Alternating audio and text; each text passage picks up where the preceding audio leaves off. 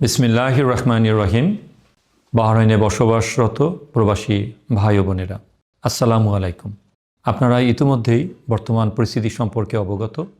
আমাদের বাংলাদেশি ভাই যিনি সম্প্রতি এই যুদ্ধের সময় প্রাণ হারিয়েছেন, আমরা অ্যাম্বাসির পক্ষ থেকে গভীর সমবেদনা জানাই। তার সাথে দুজন আহত হয়েছেন। আমরা অত্যন্ত কৃতজ্ঞ।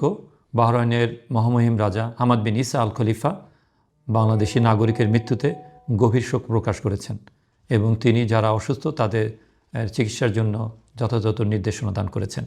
আমাদের মাননীয় পররাষ্ট্রমন্ত্রী মহোদয় ইতিমধ্যেই মাননীয় পররাষ্ট্রমন্ত্রী বাহরাইনের ওনার সাথে কথা বলেছেন।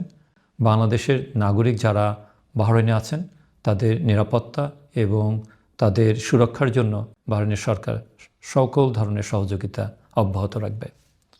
আমি ইতিমধ্যে নিজেও হসপিটাল ভিজিট করেছি এবং আমার সাথে বাহরাইনের ঊর্ধ্বতন কর্মকর্তারা উপস্থিত ছিলেন।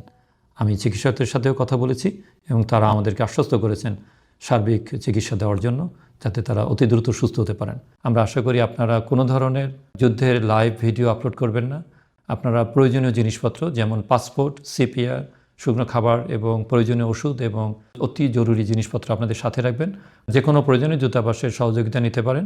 দূতাবাসের একটা হেল্পলাইনও চালু আছে, আপনারা 33375 যে কোনো মুহূর্তে কল দিতে পারেন, অথবা বাহরাইনের হটলাইন 999 আপনারা কল দিতে পারেন। আপনারা ভালো থাকুন, সুস্থ থাকুন, নিরাপদ থাকুন।